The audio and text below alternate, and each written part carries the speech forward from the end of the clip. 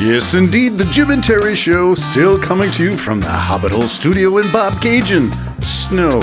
No, not more snow. Tired of digging myself out. Mailbox is almost buried at the street side where the snowplows just come along, and it's got nowhere to go, so it just keeps on building up, and my mailbox is at the end of that driveway, and it's nearly buried, and this is just the beginning of January. It's not more snow. Say it ain't so. Lots to complain about. How about lots to celebrate too? What have you got to celebrate so far in the first few days of 2026? Not Venezuela. Oh, Jim and I will get at it. I think he's coming this week. We'll have a lot to talk about, a lot to catch up on, and things that he will have to say and share. And have you heard? We'll catch up on our reading of the newspaper, reading of the news, reading of breaking news. Breaking news? Yeah. I think I mentioned that breaking news, both Jim and I agree that it's best not to follow something that's breaking. Wait until the dust settles, or the bombs stop falling, or the forces have returned to base, or the planes have landed, or the boats have returned to base, or whatever it is that we are measuring. Wait until the dust settles. But sometimes this world is 24/7, relentless stuff is going on. And sometimes that feeds our anxiety, the need to know, the need to be on top of things, even if there's nothing we can do about it. Just knowing in real time stuff going down somehow, well, feeds anxiety or feeds a need to know. So I'm not sure which it is. But Jim and I will get into some of the stuff when he shows up for breakfast and coffee, and we clink the mugs and sip ASMR our coffees and crinkle our wrapping papers. I don't think I have it in my pocket anymore, that wrapper. That was... Anyway, going back onto the theme that House of L developed in the digital book Awake. Thinking that, people who shout the loudest aren't right. People who rapid fire, like...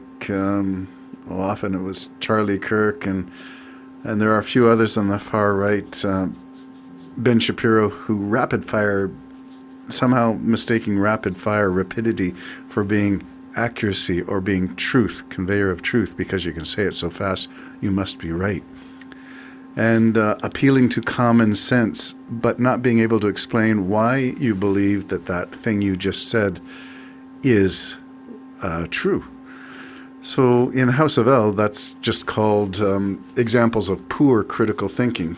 To mistake in volume for something that's true, to mistake rapidity for something that's certain, to mistake three-word aphorisms, axe to tax, as concrete, provable, evidence-based statements.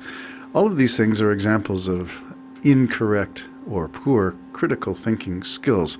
And the book goes on to outline 6 particular skills. She calls them the 6 eyes. I'm not sure I would use the eyeball. Clarity is what we're looking for. And definitely modern media is full of things that are not clear. Repeating, regurgitating, sometimes even just, Trump and his smearing of ketchup on the White House wall. It's like that, where you just scattershot stuff and hope something's right. You just say so much of it. So quantity is not evidence. Volume is not evidence. Rapidity is not evidence. And repeating mantras and talking points. And if you can repeat claims that people make, then that doesn't make the claims valid. It just means that you are repeating something. Whether that's U.S. congressmen and senators repeating Russia Today or TASS news flashes, and you wind up saying, well, how can the U.S. be agreeing with Russia? Well, you couldn't and you shouldn't, and if that's the case, the bottom line is somebody's being duped. So we have ways of getting through it, getting through the wall of haze, the stuff that people just throw out there, and then add in AI. I was just watching a program that talked about and I think this is the latest House of L, where she went about debunking a lot of the AI claims, and it was specifically to do with the Rolls-Royce engine in the Gripen. And that was being a key talking point. And it is around on the YouTube channel for those of us who follow that story. F-35 or Gripen. Which will it be? We still don't know. That's the truth. But we have all these websites claiming that they know. that this is going to go this way or that way, that we have defense people saying this or that. In reality, nobody knows anything. It's not all been put out there, so we don't know for sure. Doesn't stop people from talking about it, and that's what the essence of the Jim and Terry Show is. We don't know for sure, but we're going to talk about what we've heard. That's different. To claim truth is something else.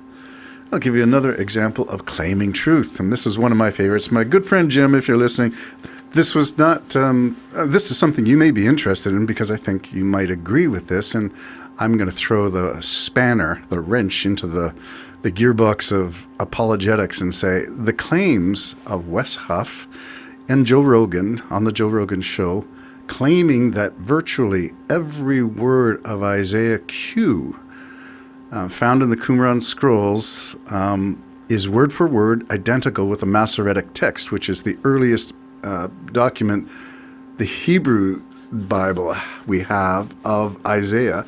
And the claim is, and this is from apologetics in general, and I've heard it not just in my circles, but repeated on various podcasts, and that is the claim that word for word, about 1,000 years of accuracy.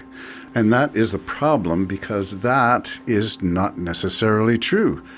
And you can check out, Alex O'Connor is one of my go-to critical thinkers.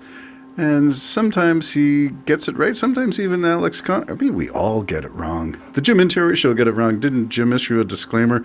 We don't know what we're talking about. All we know is what we've heard. And so we're hiding behind our age and stage. I don't think that's valid either. We cannot hide behind our age and stage. We have to continue to extol and extend our critical thinking skills. So let's go after the claim of word for word. There are about 2,600 variants, and the variants can be classified. If you're Wes Huff or Joe Rogan or some other apologist, you will say, well, they're minor things, a missing punctuation mark, a change in one letter in a word. Okay, those are all minor. They don't affect much, I don't think so, but your claim of word for word is not accurate then. Now, the bulk of the varieties, or the variants, are not punctuation, are not missing letters, but whole words. And whole words lead to whole sentences, and whole sentences lead to whole sections. And the defense is, well, you know, everybody gets it wrong, and there are still scrolls within Isaiah, the caves, that agree with each other. There are other copies of Isaiah that have the missing sections that we pointed out in Isaiah chapter 2, verses 9b and verse 10. Those verses are included in some of the variants, but that's not proof of word-for-word transcription over 1,000 years. That's just saying, well, some of them in Qumran have it and some don't. But if you're an apologist, you sweep that variation under the carpet and say, hey, this is great. Look at all this.